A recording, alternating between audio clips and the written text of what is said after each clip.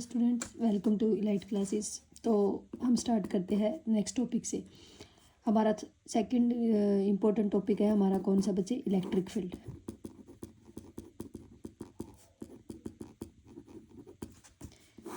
देखो, electric field को समझने के लिए हमें लेना पड़ेगा एक चार्ज। देखो, अपन ने लिया एक प्लस क्यू चार्ज।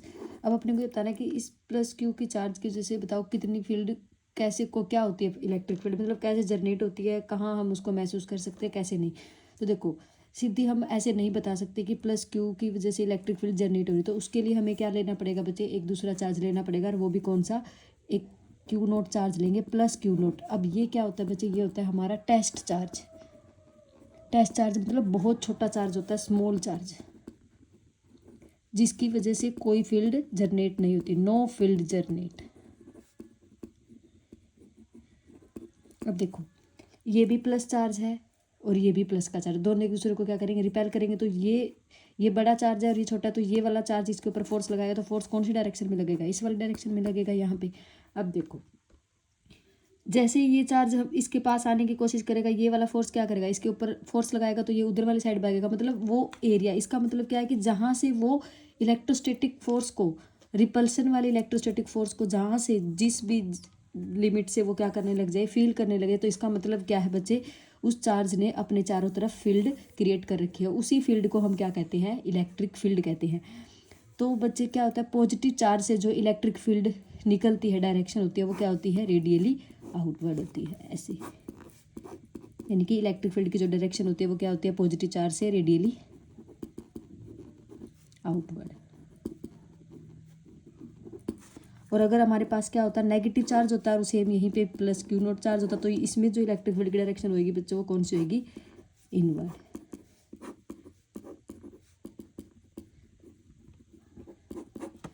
ठीक है। तो इसके बाद हमारे पास टॉपिक आता है इंटेंसिटी ऑफ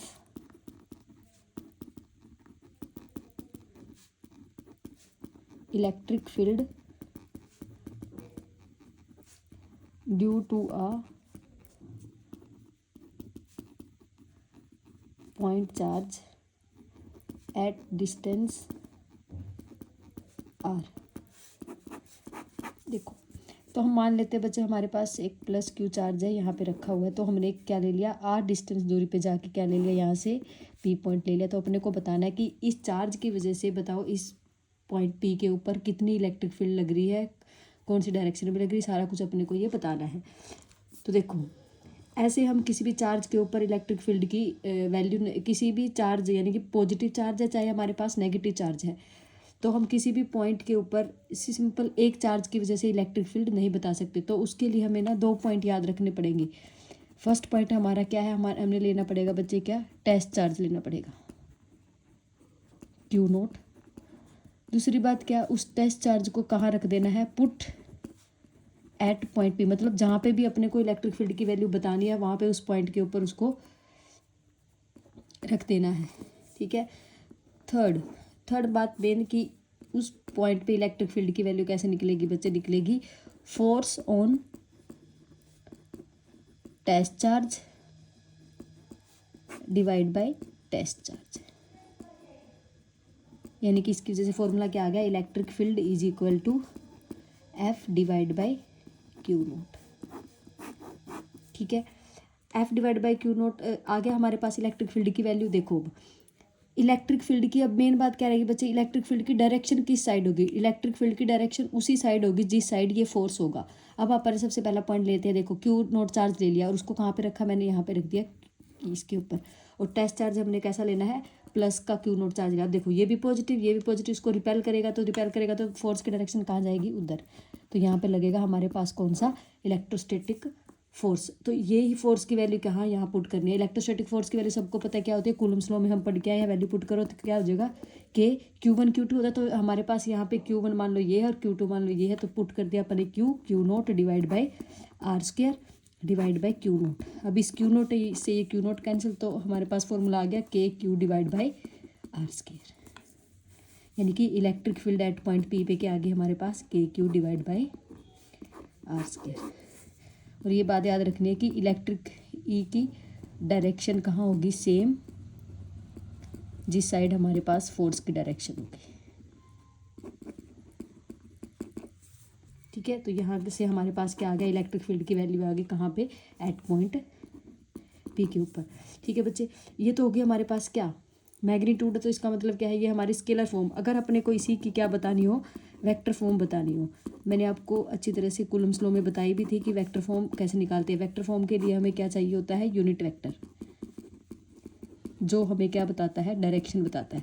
अब देखो इलेक्ट्रिक फील्ड की वैल्यू मैंने लिखी k Q divide by mod r use कर लो। देखो ये क्या हो गया, मैग्नीट्यूड हो गया। अब हमारे पास क्या है, मैग्नीट्यूड वैल्यू तो ये होगी हमारे पास। अब अगर यूनिट वेक्टर में यूज़ कर दूँ तो ये क्या हो जाएगी, हमारी वेक्टर फॉर्म हो जाएगी। अब मेन बात यहाँ पे क्या यूज़ करूँ, देखो हमारे पास इस इलेक्ट्रिक फील्ड में देखो फोर्स की डायरेक्शन इधर है, तो इलेक्ट्रिक फील्ड की डायरेक्शन भी कहाँ होगी, इधर। तो इलेक्ट्रिक फील्ड की डायरेक्शन इधर है, तो अपने को क्या है, ऐसी क्वांटिटी यूज़ करनी पड़ेगी जो इसी डायरेक्शन। तो हम क्या यूज़ कर लेते हैं बच्चे, ये आर। तो हमने कूलम्स लॉ में भी आर यूज़ किया था, याद हो तो आपको। तो यहाँ पे अपन ने क्या ले लिया, इसी आर का वेक्टर ले लेते हैं, ये ले लिया। फिर अपन ने क्या पुट करना है, यहाँ पे यूनिट वेक्टर का फॉर्मूला पुट कर दो, मोड आर का स्क्वायर क्या होता है, यूनिट वेक्टर का फॉर्मूला होता है आर वेक्टर डिवाइड बाय उसका मोड। तो इलेक्ट्रिक फील्ड की वैल्यू हमारे पास क्या आ जाएगी, K Q divide by mod R का क्यूब आर वेक्टर। तो ये आ गई हमारे पास क्या, vector form of electric field.